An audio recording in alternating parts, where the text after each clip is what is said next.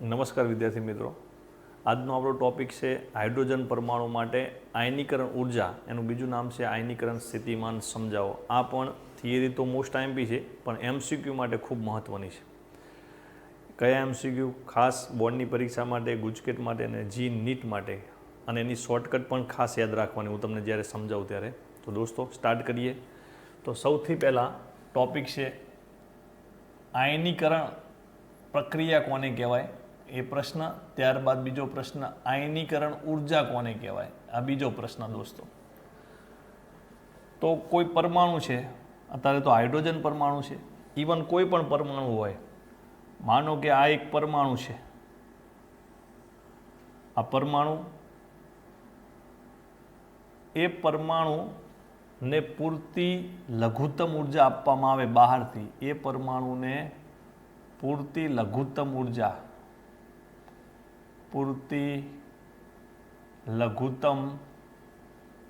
ઉર્જા આપવામાં આવે તો તેમાંથી ઇલેક્ટ્રોન દૂર થાય છે.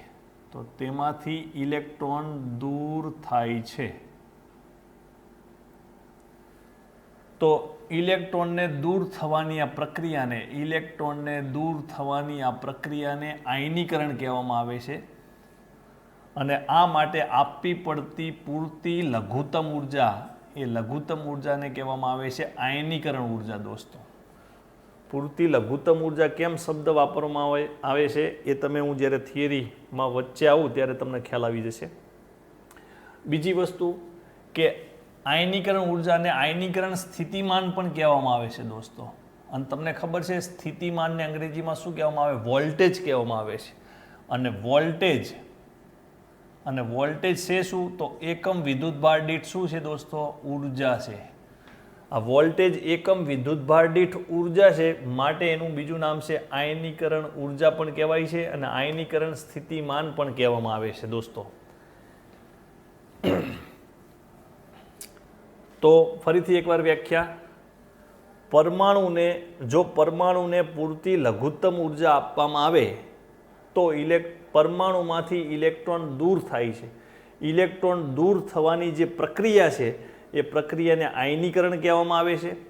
અને ઇલેક્ટ્રોન દૂર કરવા માટે આપવી પડતી આ પૂરતી લઘુત્તમ ઉર્જાને આયનીકરણ ઉર્જા અથવા તો આયનીકરણ સ્થિતિમાન કહેવામાં આવે છે દોસ્તો. ચલો વ્યાખ્યા કમ્પ્લીટ. હવે આગળ વધીએ કે ખાસ કરીને આપણે હવે નામકરણ જોઈશું. નામકરણ આપણે હાઇડ્રોજન પરમાણુની વાત કરીએ તો હાઇડ્રોજન પરમાણુમાં ઇલેક્ટ્રોન પહેલી કક્ષામાં છે. તો પહેલી કક્ષામાં રહેલો ઇલેક્ટ્રોન એટલે ધરા અવસ્થામાં રહેલો ઇલેક્ટ્રોન કહેવાય. અને મોટા ભાગે હાઇડ્રોજન પરમાણુ ઓરડાના તાપમાને એટલે કે 27°C તાપમાને હાઇડ્રોજન પરમાણુ ધરા અવસ્થામાં હોય છે.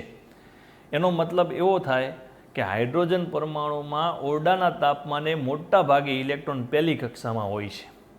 હવે પહેલી કક્ષામાં રહેલા ઇલેક્ટ્રોનને આપણે દૂર જવા દેવો છે, એટલે કે પરમાણુમાંથી મુક્ત કરવો છે. તો પહેલી હાઇડ્રોજન પરમાણુમાં ઇલેક્ટ્રોન ચલો પહેલી કક્ષામાં છે. પહેલી કક્ષામાંથી ઇલેક્ટ્રોનને આપણે પરમાણુમાંથી દૂર કરવો છે. તો પરમાણુમાંથી દૂર કરવા માટે એને ક્યાં મોકલવો પડે? તો અનંત કક્ષાએ મોકલવો પડે. ક્યાં મોકલવો પડે? અનંત કક્ષામાં મોકલવો પડે.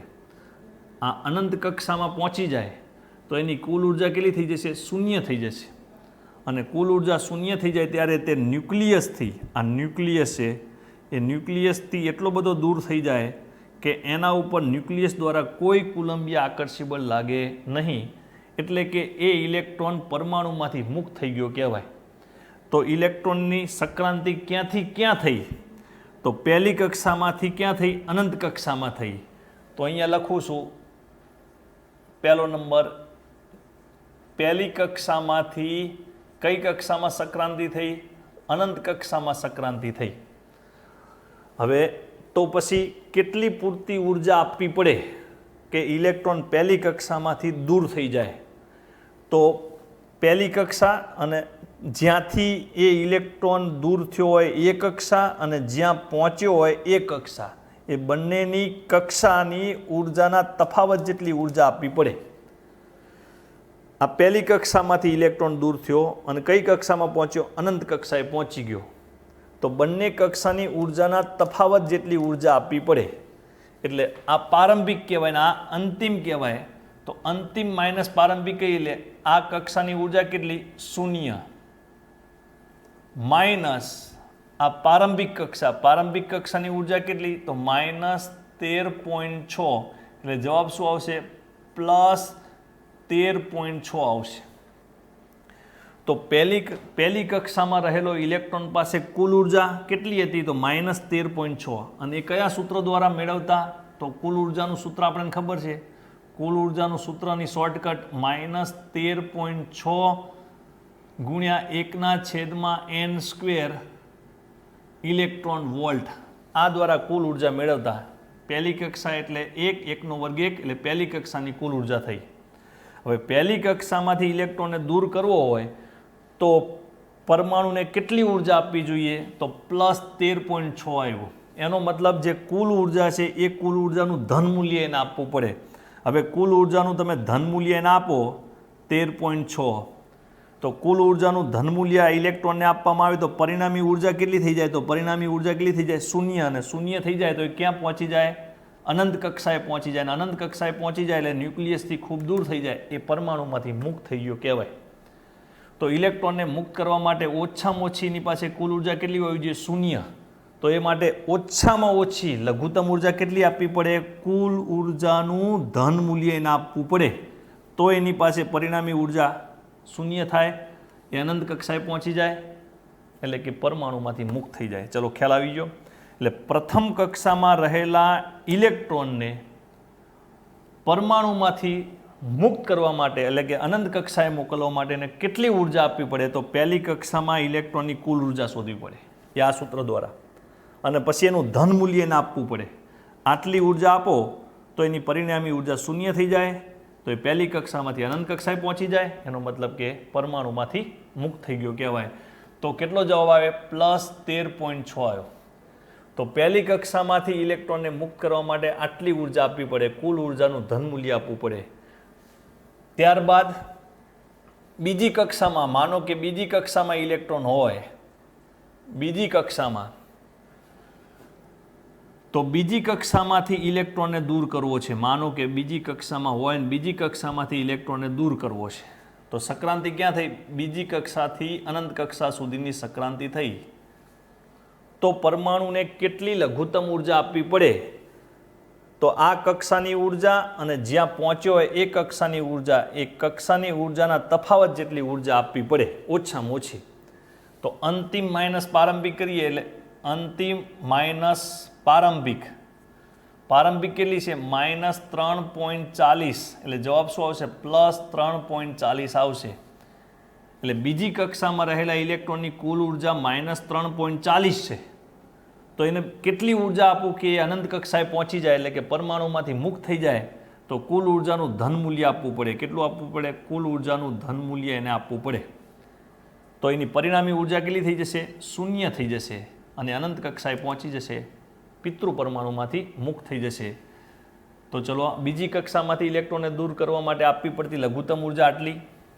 ચલો ત્રીજી કક્ષામાંથી ઇલેક્ટ્રોનને દૂર કરવી હોય, ત્રીજી કક્ષામાંથી ક્યાં મોકલવો છે? અનંત કક્ષાએ મોકલવો છે. તો એને ઓછામાં ઓછી કેટલી ઉર્જા આપવી પડે? તો ચલો ત્રીજી કક્ષામાંથી, તો સૌ પ્રથમ હવે શોર્ટકટ તમારા મગજમાં આવી ગઈ છે કે ત્રીજી કક્ષામાંથી ઇલેક્ટ્રોનને આપણે મુક્ત કરવો હોય, એટલે કે અનંત કક્ષાએ મોકલવો હોય, તો ત્રીજી કક્ષામાં રહેલા ઇલેક્ટ્રોનની પહેલાં કુલ ઉર્જા શોધવી પડે. તો એ પહેલાં આ સૂત્રનો ઉપયોગ કરવો પડે. 3નો વર્ગ 9 ભાગાકાર કરો એટલે આ જવાબ આવે -1.51. અગાઉથી યાદ હોવો જોઈએ હાઇડ્રોજન પરમાણુ માટે. હવે આ કુલ ઉર્જાનું ધન મૂલ્ય આપીએ એટલે એની પરિણામી ઉર્જા 0 થઈ જાય અને પહોંચી જાય અનંત કક્ષાએ, મુક્ત થઈ જાય, પરમાણુમાંથી ઇલેક્ટ્રોન દૂર થઈ જાય. તો એકવાર જોઈ લઈએ. ત્રીજી કક્ષામાંથી મોકલ્યો છે તો કેટલી ઉર્જા આપવી પડે? અંતિમ માઇનસ પ્રારંભિક કરો એટલે 0 -1.51 એટલે +1.51 થશે. ચલો આ ખ્યાલ આવી ગયો. એટલે ટૂંકમાં જે તે કક્ષામાંથી ઇલેક્ટ્રોનને દૂર કરવો હોય એ કક્ષામાં રહેલા ઇલેક્ટ્રોનની કુલ ઉર્જાનું ધન મૂલ્ય એને આપવું પડે. કેટલું આપવું પડે? ધન મૂલ્ય આપવું પડે. અને આ ધન મૂલ્યને શું કહેવાય? આયનીકરણ ઉર્જા, આયનીકરણ સ્થિતિમાન. અને આ ઉર્જા ઇલેક્ટ્રોનને ન્યુક્લિયસના બંધનમાંથી મુક્ત કરે છે. આ જે ઉર્જા છે એ ઉર્જા ઇલેક્ટ્રોનને ન્યુક્લિયસના બંધનમાંથી મુક્ત કરે છે, માટે એને બંધન ઉર્જા પણ કહેવામાં આવે છે. માટે આયનીકરણ ઉર્જાનું બીજું નામ છે બંધન ઉર્જા પણ કહી શકાય. બંધન ઉર્જા, બાઇન્ડિંગ એનર્જી. માટે હું એવું કહેતો કે માઇનસ નિશાની શું સૂચવે છે? કે માઇનસ નિશાની એવું સૂચવે છે કે ઇલેક્ટ્રોન ન્યુક્લિયસના બંધનમાં છે. તો હવે નામકરણ, આયનીકરણ ઉર્જાના નામકરણ આપણે આપવા છે. તો ફરીથી એકવાર ચલો, હાઇડ્રોજન પરમાણુમાં પહેલી કક્ષામાંથી ઇલેક્ટ્રોનને દૂર કરવો હોય તો કેટલી ઉર્જા આપવી પડે? તો પહેલી કક્ષામાં રહેલા ઇલેક્ટ્રોનની કુલ ઉર્જાનું ધન મૂલ્ય આપવું પડે, એટલે કે 13.6 ઇલેક્ટ્રોન વોલ્ટ જેટલી ઉર્જા આપવી પડે. તો આ ઉર્જાને આયનીકરણ ઉર્જા કહેવાય, પરંતુ એનું સ્પેશિયલ નામકરણ કર્યું છે. કઈ કક્ષામાંથી ઇલેક્ટ્રોન દૂર થયો છે? તો પહેલી કક્ષામાંથી ઇલેક્ટ્રોન દૂર થયો છે, માટે આ ઉર્જાને કહેવાય પ્રથમ આયનીકરણ ઉર્જા અથવા પ્રથમ આયનીકરણ સ્થિતિમાન પણ કહેવાય. પ્રથમ આયનીકરણ સ્થિતિમાન પણ કહી શકાય. એવી જ રીતે બીજી કક્ષામાંથી ઇલેક્ટ્રોનને દૂર કરવો હોય તો બીજી કક્ષામાં ઇલેક્ટ્રોનની કુલ ઉર્જા કેટલી? -3.40 એનું ધન મૂલ્ય આપવું પડે. તો બીજી કક્ષામાંથી ઇલેક્ટ્રોનને દૂર કરવા માટે 3.40 ઇલેક્ટ્રોન વોલ્ટ આપવી પડે. તો એ ઉર્જા આયનીકરણ ઉર્જા કહેવાય, આયનીકરણ સ્થિતિમાને કહેવાય, પરંતુ એનું નામકરણ કઈ કક્ષામાંથી ઇલેક્ટ્રોનને દૂર કર્યો? તો બીજી કક્ષામાંથી ઇલેક્ટ્રોનને દૂર કર્યો, માટે એને કહેવાય દ્વિતીય આયનીકરણ ઉર્જા અથવા તો સ્થિતિમાન કહેવા આવે છે. ચલો, ત્રીજી કક્ષામાંથી ઇલેક્ટ્રોનને દૂર કરવો છે તો ત્રીજી કક્ષામાં રહેલા ઇલેક્ટ્રોનની કુલ ઉર્જા કેટલી? -1.51 એનું ધન મૂલ્ય એને આપવું પડે, તો +1.51 ઇલેક્ટ્રોન વોલ્ટ. હવે આ આયનીકરણ ઉર્જા ખરી, પરંતુ કઈ કક્ષામાંથી ઇલેક્ટ્રોન દૂર થાય છે? તો ત્રીજી કક્ષામાંથી ઇલેક્ટ્રોન દૂર થાય છે. ત્રીજી કક્ષામાંથી ઇલેક્ટ્રોન દૂર થાય છે, માટેનું નામ છે તૃતીય આયનીકરણ ઉર્જા અથવા તૃતીય આયનીકરણ સ્થિતિમાન કહેવામાં આવે છે. ચલો, આટલું કમ્પ્લીટ. તો તમને આ પરીક્ષામાં પૂછાય કે હાઇડ્રોજન પરમાણુમાં પ્રથમ કક્ષામાંથી ઇલેક્ટ્રોનને દૂર કરવા માટે આપવી પડતી લઘુત્તમ ઉર્જા, ખાલી જગ્યા. તો પ્રથમ કક્ષા મૂકવાનું અને કુલ ઉર્જા શોધવાની, અને કુલ ઉર્જાનું ધન મૂલ્ય એટલી ઉર્જા આપવી પડે. ચલો, બીજી કક્ષામાંથી ઇલેક્ટ્રોનને દૂર કરવો છે તો બીજી કક્ષામાં રહેલા ઇલેક્ટ્રોનની કુલ ઉર્જા પહેલાં શોધવાની, એ 2નો વર્ગ કરવાનો. 2નો વર્ગ કરો એટલે 4, પછી ભાગાકાર કરો એટલે જવાબ આવે -3.40, અને એનું ધન મૂલ્ય આપવાથી ઇલેક્ટ્રોન દૂર થઈ જાય છે. પરંતુ આપણો આગળ ભાગાકાર કે ગુણાકાર કરવાનો ટાઈમ નથી, એટલે તમારા બધા મૂલ્યો યાદ રાખવાના, એ ભૂલાય નહીં દોસ્તો. આ રિક્વેસ્ટ છે મારી તમને. પણ માનો કે હાઇડ્રોજનની જગ્યાએ હિલિયમ પરમાણુની વાત કરે તો અહીંયા તમને ખબર હોય તો વ્યાપક સૂત્રમાં શું આવે? Z² આવે. તો તમારે હિલિયમની જ્યારે વાત કરે ત્યારે હિલિયમનો પરમાણુ ક્રમાંક કેટલો મૂકી દેવાનો? તો હિલિયમનો પરમાણુ ક્રમાંક 2, એટલે 2નો વર્ગ 4. તો 4 તો મૂકી જ દેવાના પહેલાં, અને 4ને આની સાથે ગુણી દેવાના. પછી તમારે પહેલી કક્ષાનો ક્રમ મૂકવાનો, એટલે કુલ ઉર્જા હિલિયમ પરમાણુમાં પહેલી કક્ષામાં રહેલા ઇલેક્ટ્રોનની કુલ ઉર્જા મળી જાય. પછી 2 મૂકો, 2નો વર્ગ 4, એટલે હિલિયમ પરમાણુમાં બીજી કક્ષામાં રહેલા ઇલેક્ટ્રોનની કુલ ઉર્જા મળી જાય. 3 મૂકો, 3નો વર્ગ 9, હિલિયમ પરમાણુમાં ત્રીજી કક્ષામાં રહેલા ઇલેક્ટ્રોનની કુલ ઉર્જા મળી જાય. પણ યાદ રાખવાનું, હિલિયમ માટે Z બરાબર કેટલા મૂકવાના? 2 કરવાના. 2નો વર્ગ 4 કરીને પછી દાખલો સોલ્વ કરવાનો. પણ અત્યારે હાલ હાઇડ્રોજન છે તો હાઇડ્રોજન માટે Z બરાબર શું થાય? 1. 1નો વર્ગ 1 ન લખીએ તો પણ ચાલે. આ તમને બીજી શોર્ટકટ આપી. હવે ખાસ મહત્વનું શું હતું? તો ખાસ મહત્વનું એ હતું કે મેં જેમ વાત કરી તેમ ન્યુક્લિયસથી જેમ દૂર જઈએ, આ ન્યુક્લિયસ છે, ન્યુક્લિયસથી જેમ દૂર જઈએ, ન્યુક્લિયસથી જેમ તમે દૂર જતા જાઓ એમ કક્ષાનો ક્રમ શું થતો જાય છે? વધતો જાય છે. કક્ષાનો ક્રમ વધે છે. એટલે કે આપણે દૂર નથી જવાનું, ઇલેક્ટ્રોનને દૂર કરવાનો છે. તો જેમ જેમ એ ન્યુક્લિયસથી દૂર જતો જાય એમ કક્ષાનો ક્રમ વધતો જાય છે. તો તમે કુલ ઉર્જા ચેક કરતા જાઓ, આના કરતાં આ કુલ ઉર્જા વધુ કહેવાય, એના કરતાં આ વધુ કહેવાય, એના કરતાં શૂન્ય વધુ કહેવાય. તો કક્ષાનો ક્રમ વધે એમ કુલ ઉર્જા વધે છે. પરંતુ આયનીકરણ ઉર્જા વિશે વાત કરીએ, આયનીકરણ ઉર્જા, તો જેમ જેમ કક્ષાનો ક્રમ વધે છે એટલે કે ન્યુક્લિયસથી જેમ જેમ દૂર જઈએ એમ આયનીકરણ ઉર્જા શું થતી જાય છે? આયનીકરણ ઉર્જા આના કરતાં આ ઓછી, એના કરતાં આ ઓછી, તો આયનીકરણ ઉર્જા ઘટે છે. આ મોસ્ટ આઈએમપી પ્રશ્ન. ફરીથી કુલ ઉર્જા માટે વાત કરીએ તો જેમ જેમ ન્યુક્લિયસથી દૂર જતા જઈએ એટલે કે કક્ષાનો ક્રમ વધે એમ કુલ ઉર્જા શું થાય છે? તો કુલ ઉર્જા વધે છે, પણ આયનીકરણ ઉર્જા ઘટે છે. આવા એમસીક્યુ પૂછાતા હોય છે દોસ્તો, એ તમને મેં થિયરીમાં સોલ્વ કરાયા. હવે આપણે નવો ટોપિક લઈએ, હાઇડ્રોજન પરમાણુ માટે ઉત્તેજન ઉર્જા અથવા ઉત્તેજિત સ્થિતિમાન. એ પણ એમસીક્યુ માટે ખૂબ આઈએમપી છે.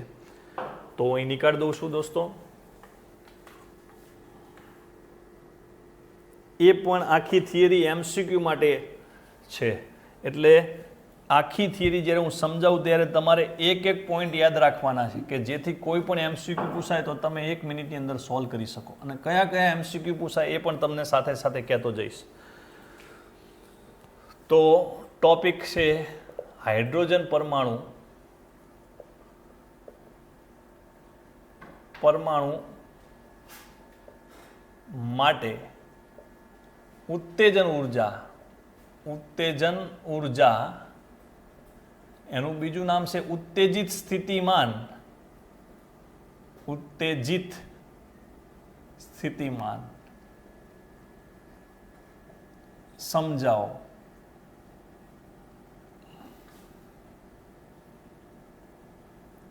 એમસીક્યુ માટે ખાસ આઈએમપી. ચલો જોઈએ.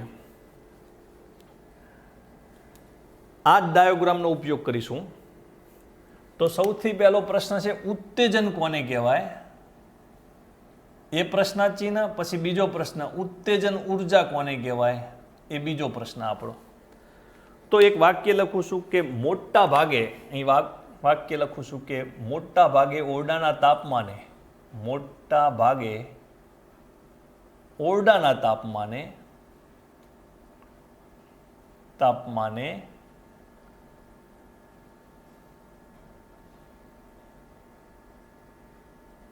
એટલે કે 27 સેલ્સિયસ તાપમાને હાઇડ્રોજન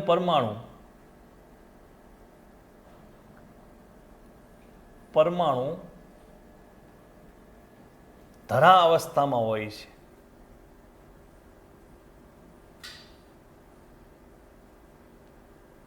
ધરા અવસ્થામાં હોય છે. આનો અર્થ સમજો. પહેલી વાત, ધરા અવસ્થા એટલે કક્ષા કઈ થશે? તો ધરા અવસ્થા એટલે પ્રથમ કક્ષા. તો ઓરડાના તાપમાને મોટા ભાગે હાઇડ્રોજન પરમાણુ ધરા અવસ્થામાં હોય છે. એનો અર્થ થાય કે મોટા ભાગે ઓરડાના તાપમાને હાઇડ્રોજન પરમાણુમાં ઇલેક્ટ્રોન પ્રથમ કક્ષામાં હોય છે, એવી વાત કરે છે. હાઇડ્રોજન પરમાણુ ધરા અવસ્થામાં છે એનો મતલબ કે હાઇડ્રોજન પરમાણુમાં જે ઇલેક્ટ્રોન છે એ પહેલી કક્ષામાં છે, એવી વાત છે. એટલે માનો કે ઇલેક્ટ્રોન કઈ કક્ષામાં છે? પહેલી કક્ષામાં છે અત્યારે હાલ. તો અહીંયા પહેલી કક્ષા ધરા અવસ્થામાં છે ઇલેક્ટ્રોન. અત્યારે હાલ આપણે મુક્ત કરવો નથી એટલે એ લાઈન હું કાઢી દઉં છું. આ લાઈન હું કાઢી દઉં છું, ખાલી આ લાઈન નીકાળી દઉં છું.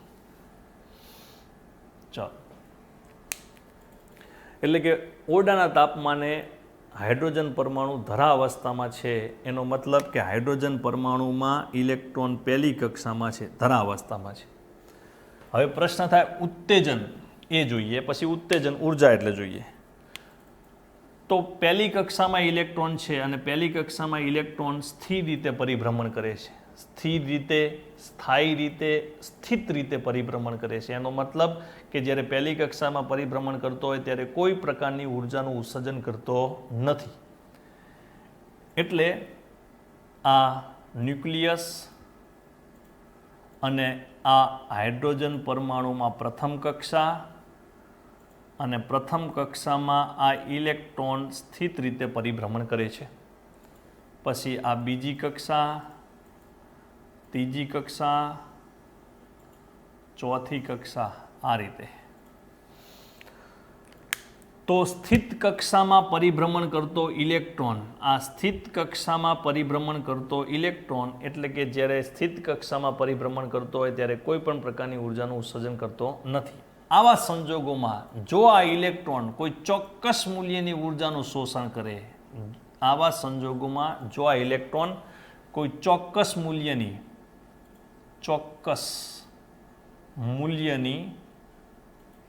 ઉર્જાનું શોષણ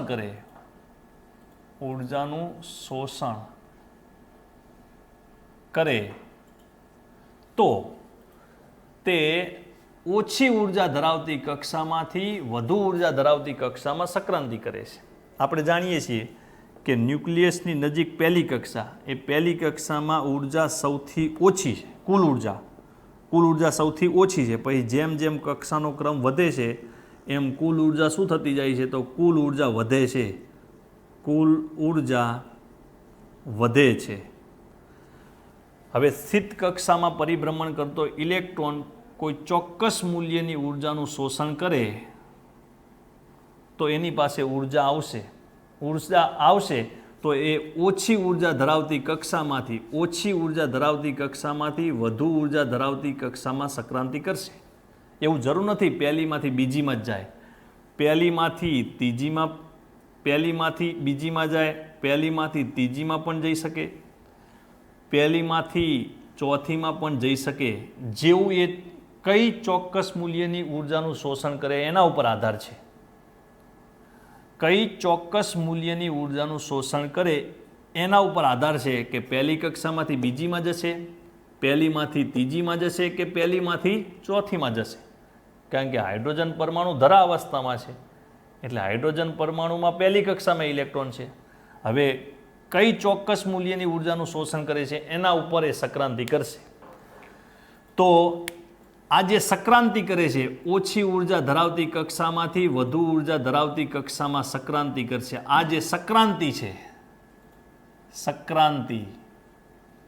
આ સક્રાંતિ કરવાની પ્રક્રિયાને ઉત્તેજન કહેવામાં આવે છે. શું કહેવામાં આવે છે? ઉત્તેજન. અને આ માટે શોષેલી ચોક્કસ મૂલ્યની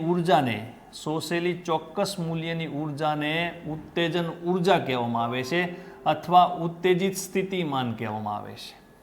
ફરીથી હવે વ્યાખ્યા: પરમાણુમાં સ્થિત કક્ષામાં પરિભ્રમણ કરતો ઇલેક્ટ્રોન કોઈ ચોક્કસ મૂલ્યની ઉર્જાનું શોષણ કરે તો એ ઓછી ઉર્જા ધરાવતી કક્ષામાંથી વધુ ઉર્જા ધરાવતી કક્ષામાં સક્રાંતિ કરે છે. આ સક્રાંતિની પ્રક્રિયાને ઉત્તેજન કહેવાય અને આ માટે શોષેલી ચોક્કસ મૂલ્યની ઉર્જાને ઉત્તેજન ઉર્જા અથવા ઉત્તેજિત સ્થિતિમાન કહેવામાં આવે છે. હવે નામકરણ જોઈએ અને નામકરણની સાથે સાથે MCQ જોઈએ.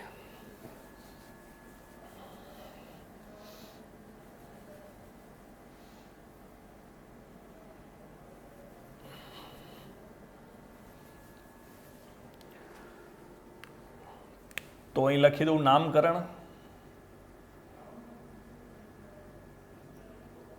ચલો, ઇલેક્ટ્રોન નંબર 1, નંબર 2, નંબર 3 સુધીના કિસ્સા લઈએ.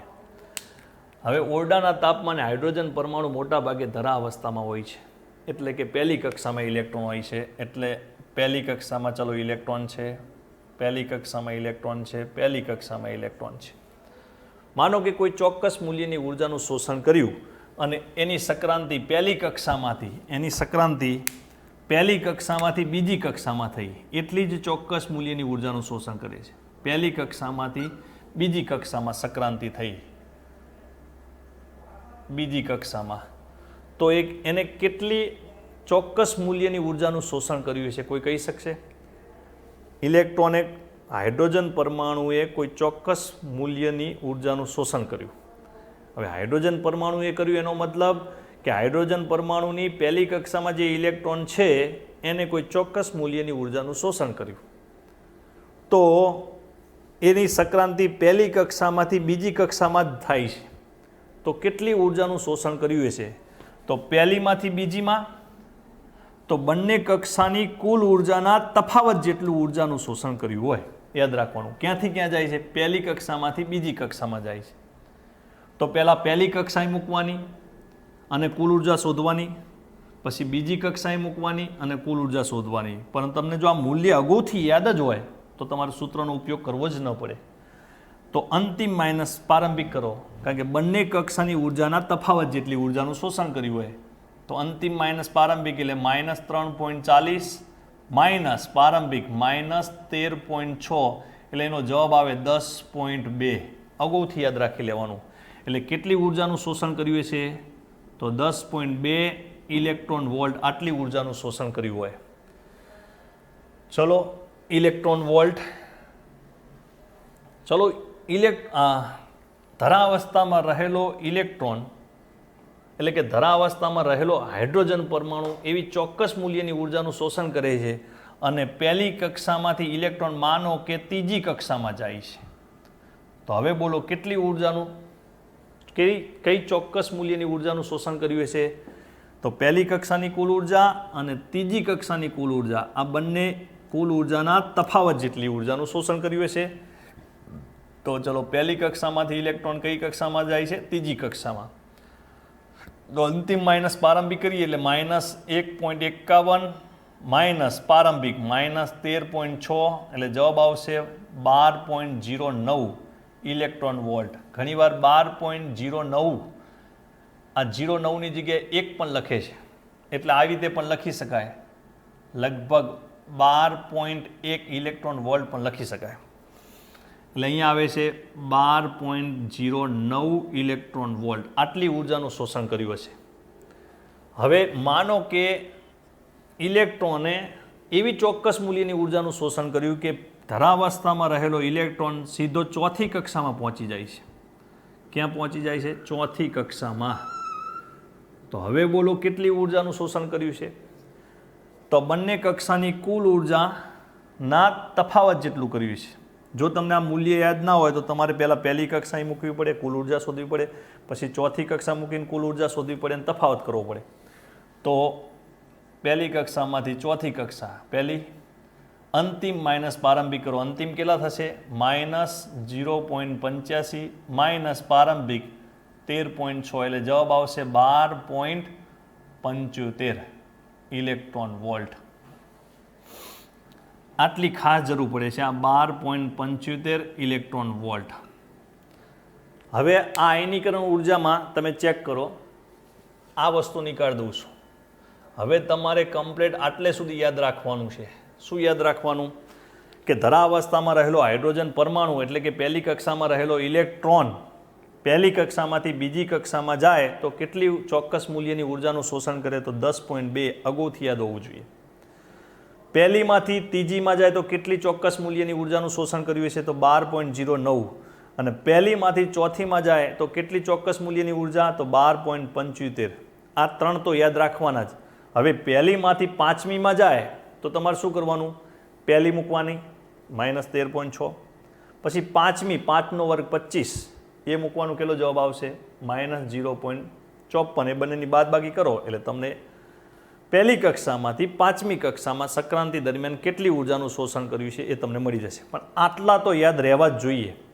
હવે આ બધી ઉત્તેજન ઉર્જા છે, ઉત્તેજિત સ્થિતિમાન છે, પણ આમના નામકરણ કરવામાં આવે છે. તો નામકરણ કેવી રીતે કરવાના છે યાદ રાખજો. તો નામકરણમાં તો આયનીકરણ ઉર્જા હતી, આયનીકરણ ઉર્જા એનું બીજું નામ આયનીકરણ સ્થિતિમાન. એમાં નામકરણ કઈ રીતે હતા? તો ઇલેક્ટ્રોન કઈ કક્ષામાંથી દૂર થતો? તો જો પહેલી કક્ષામાંથી દૂર થાય તો એ વખતે ઉર્જાનું નામ છે પ્રથમ આયનીકરણ ઉર્જા. બીજી કક્ષામાંથી દૂર થાય તો એ વખતે કુલ ઉર્જાનું ધન મૂલ્ય કક્ષાનો ક્રમ બીજી કક્ષામાંથી દૂર થયો હતો તો દ્વિતીય આયનીકરણ ઉર્જા. ત્રીજી કક્ષામાંથી દૂર થાય તો એ વખતે કુલ ઉર્જાનું ધન મૂલ્ય એને કહેવાય તૃતીય આયનીકરણ ઉર્જા. પરંતુ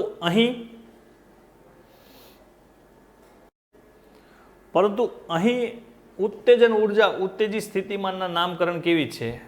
તો ઇલેક્ટ્રોન પહેલી કક્ષામાંથી કઈ કક્ષામાં ગયો? તો બીજી કક્ષામાં ગયો. તો બીજી કક્ષાના ક્રમ પરથી નહીં, પણ બીજી કક્ષાની ઉત્તેજિત અવસ્થા કઈ કહેવાય? તો બીજી કક્ષાની ઉત્તેજિત અવસ્થા તમને યાદ હોય તો પ્રથમ કક્ષાને ધરાવસ્થા કહેવાય. પછીની જે કક્ષાઓ ચાલુ થાય બીજી, ત્રીજી, ચોથી, પાંચમી એ બધી ઉત્તેજિત અવસ્થા કહેવાય. તો બીજી કક્ષાની ઉત્તેજિત અવસ્થા કઈ? તો પ્રથમ ઉત્તેજિત અવસ્થા. તો એ ઉત્તેજિત અવસ્થા પરથી આનું નામકરણ છે પ્રથમ ઉત્તેજન ઉર્જા અથવા પ્રથમ ઉત્તેજિત સ્થિતિમાન કહેવામાં આવે છે. ઉર્જાની જગ્યાએ હું સ્થિતિમાન લખું છું, સ્થિતિમાન. ચલો, ખ્યાલ આવ્યો ભાઈ? ફરીથી હજુ ના ખ્યાલ આવ્યો તો પહેલી કક્ષામાંથી ઇલેક્ટ્રોન ત્રીજી કક્ષામાં જાય છે. તો ત્રીજી કક્ષાના ક્રમ પરથી નહીં, પણ ત્રીજી કક્ષાની ઉત્તેજિત અવસ્થા કઈ? તો ત્રીજી કક્ષાની ઉત્તેજિત અવસ્થા કઈ? તો દ્વિતીય ઉત્તેજિત અવસ્થા. તો દ્વિતીય ઉત્તેજિત અવસ્થા, એના પરથી આ ઉર્જાનું નામકરણ છે. તો એનું નામ છે દ્વિતીય ઉત્તેજિત સ્થિતિમાન. ચલો, પહેલી કક્ષામાંથી ઇલેક્ટ્રોન ચોથી કક્ષામાં ગયો. તો ચોથી કક્ષાના ક્રમ પરથી નહીં, પણ ચોથી કક્ષાની ઉત્તેજિત અવસ્થા કઈ? તો ચોથી કક્ષાની ઉત્તેજિત અવસ્થા તૃતીય ઉત્તેજિત અવસ્થા. અને એ તૃતીય ઉત્તેજિત અવસ્થા પરથી આ ઉર્જાનું નામકરણ છે તૃતીય ઉત્તેજિત સ્થિતિમાન. ચલો, આયનીકરણમાં નામ કેવી હતું? કઈ કક્ષામાંથી ઇલેક્ટ્રોન દૂર થાય છે તે કક્ષાના ક્રમ પરથી આયનીકરણ ઉર્જાનું નામ હતું. જ્યારે ઉત્તેજિત સ્થિતિમાનમાં ઇલેક્ટ્રોન કઈ કક્ષામાં સક્રાંતિ કરીને આવે છે એ કક્ષાના ક્રમ પરથી નહીં, પણ એની ઉત્તેજિત અવસ્થા પરથી એનું નામકરણ છે. એમાં તમને પરીક્ષામાં પૂછાય કે હાઇડ્રોજન પરમાણુમાં સૌથી લઘુત્તમ ઉત્તેજિત સ્થિતિમાન કેટલું? તો સૌથી લઘુત્તમ આમાંથી કયું? તો સૌથી લઘુત્તમ ઉત્તેજિત સ્થિતિમાન આટલું છે. તો આને આ પ્રથમ ઉત્તેજિત સ્થિતિમાન, એનું બીજું નામ છે લઘુત્તમ ઉત્તેજન ઉર્જા અથવા લઘુત્તમ ઉત્તેજિત સ્થિતિમાન પણ કહેવાય. સૌથી ઓછામાં ઓછું આટલું. તો એનો મતલબ કે જેમ જેમ કક્ષાનો ક્રમ વધે છે, જેમ કક્ષાનો ક્રમ વધે છે તેમ તેમ કુલ ઉર્જા શું થાય છે? કુલ ઉર્જા તો વધે છે. આયનીકરણ ઉર્જાનું શું થતું? તો આયનીકરણ ઉર્જા અહીંયા +13.6, અહીંયા +3.40, અહીંયા +1.51. તો આયનીકરણ ઉર્જા ઘટે છે. પણ ઉત્તેજન ઉર્જા તો જુઓ, જેમ કક્ષાનો ક્રમ વધે છે તેમ ઉત્તેજન ઉર્જા 10.2, પછી 12.09, પછી 12.75, એટલે ઉત્તેજન ઉર્જા વધે છે. એમાં સૌથી ઓછામાં ઓછી ઉત્તેજન ઉર્જા કઈ? તો 10.2. કઈ સક્રાંતિ દરમિયાન? તો પહેલીથી બીજી. ચલો, આટલું કમ્પ્લીટ. હવે MCQ પૂછું, સીધી શોર્ટકટ, તમને શાયદ ખ્યાલ આવી જાય. માનો કે ધરા અવસ્થામાં હાઇડ્રોજન પરમાણુ છે. ધરા અવસ્થામાં હાઇડ્રોજન પરમાણુ છે એનો મતલબ કે હાઇડ્રોજન પરમાણુમાં ઇલેક્ટ્રોન પહેલી કક્ષામાં છે. ચલો, ઇલેક્ટ્રોન પહેલી કક્ષામાં છે અને આ આખો હાઇડ્રોજન પરમાણુ જ માન લઈએ. અને એ હાઇડ્રોજન પરમાણુ ચોક્કસ મૂલ્યની ઉર્જાનું શોષણ કરે છે. માનો કે ચોક્કસ મૂલ્યની ઉર્જાનું શોષણ કરે છે અને ચોક્કસ મૂલ્યની ઉર્જા છે 10.2 ઇલેક્ટ્રોન વોલ્ટ. તો હાઇડ્રોજન પરમાણુનો ઇલેક્ટ્રોન કઈ કક્ષામાં ઉત્તેજિત થશે? તો યાદ રાખો 10.2, એટલે તમને સક્રાંતિ યાદ હોવી જોઈએ કે પહેલીમાંથી બીજી. તો અહીં રહેલો ઇલેક્ટ્રોન કઈ કક્ષામાં ઉત્તેજિત થશે? તો કક્ષા 2.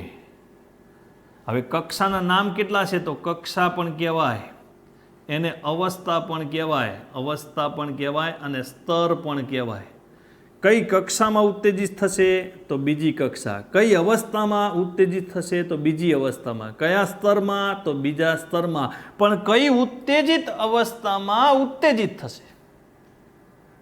તો કક્ષા 2 ના આવે, પ્રથમ ઉત્તેજિત અવસ્થામાં ઉત્તેજિત થશે. ચલો, માનો કે ધરા અવસ્થામાં રહેલો હાઇડ્રોજન પરમાણુ એ 12.09 અથવા તો 12.1 ઇલેક્ટ્રોન વોલ્ટ જેટલી ઉર્જાનું શોષણ કરે છે. તો હાઇડ્રોજન પરમાણુમાં રહેલો ઇલેક્ટ્રોન કઈ કક્ષામાં, કઈ અવસ્થામાં, કયા સ્તરમાં ઉત્તેજિત થશે? તો તમને ખબર હોવી જોઈએ, પહેલીમાંથી કયું આવે? ત્રીજી કક્ષા કહેવાય, ત્રીજી અવસ્થા પણ કહી શકાય, ત્રીજો સ્તર પણ કહેવાય. પણ કઈ ઉત્તેજિત અવસ્થામાં ઉત્તેજિત થશે? ખાલી એવું બોલે ને કઈ અવસ્થામાં ઉત્તેજિત થશે? તો ત્રીજી અવસ્થામાં ઉત્તેજિત થશે, કારણ કે અવસ્થા એટલે ખાલી ક્રમ. પણ કઈ ઉત્તેજિત અવસ્થામાં ઉત્તેજિત થશે? તો ત્રીજી કક્ષાની ઉત્તેજિત અવસ્થા કઈ? તો દ્વિતીય ઉત્તેજિત અવસ્થામાં ઉત્તેજિત થશે. હવે એવી જ રીતે તમને છેલ્લો પ્રશ્ન પૂછી દે કે ધરાવસ્થામાં રહેલો હાઇડ્રોજન પરમાણુ 12.75 ઇલેક્ટ્રોન વોલ્ટ જેટલી ઉર્જાનું શોષણ કરે છે, તો હાઇડ્રોજન પરમાણુમાં રહેલો ઇલેક્ટ્રોન કઈ કક્ષામાં ઉત્તેજિત થશે? તો પહેલીમાંથી ચોથી કક્ષામાં ઉત્તેજિત થશે અથવા સક્રાંતિ થશે. કક્ષા બોલે, અવસ્થા બોલે કે સ્તર બોલે તો ચોથી જ આવે. પણ કઈ ઉત્તેજિત અવસ્થામાં ઉત્તેજિત થશે? તો ચોથી અવસ્થાની ઉત્તેજિત અવસ્થા કઈ? તો તૃતીય ઉત્તેજિત અવસ્થા આવે. ચલો, જો આ બધા મૂલ્યો યાદ હોય તો જ તમે આ ફટાફટ દાખલો સોલ્વ કરી શકો, નહીંતર કેલ્ક્યુલેટરનો ઉપયોગ કરી દાખલો સોલ્વ કરવો પડે, એમાં ઘણો બધો સમય વહી જાય. એટલે હું રિક્વેસ્ટ કરું છું કે આ બધા મૂલ્યો તમને મોઢે પાકા હોવા જોઈએ, ડાયોગ્રામ મગજમાં સેટ હોવો જોઈએ, પછી આ થિયરી કમ્પ્લીટ પાકી કરવાની. ઓકે દોસ્તો, જો 2 માર્ક્સમાં આ પ્રશ્ન પૂછાય તો આ ડાયોગ્રામ અને વ્યાખ્યા અને નામકરણ લખવાનું, પરંતુ આ ટોપિક મોટાભાગે MCQમાં જ પૂછાતા હોય છે, અને એક પણ એક્ઝામ એવી નથી કે આના આધારિત MCQના પૂછાયા હોય. તો દોસ્તો, આટલું કમ્પ્લીટ પાકું કરી દેવાનું, સમજીને પાકું કરજો. અસ્તુ.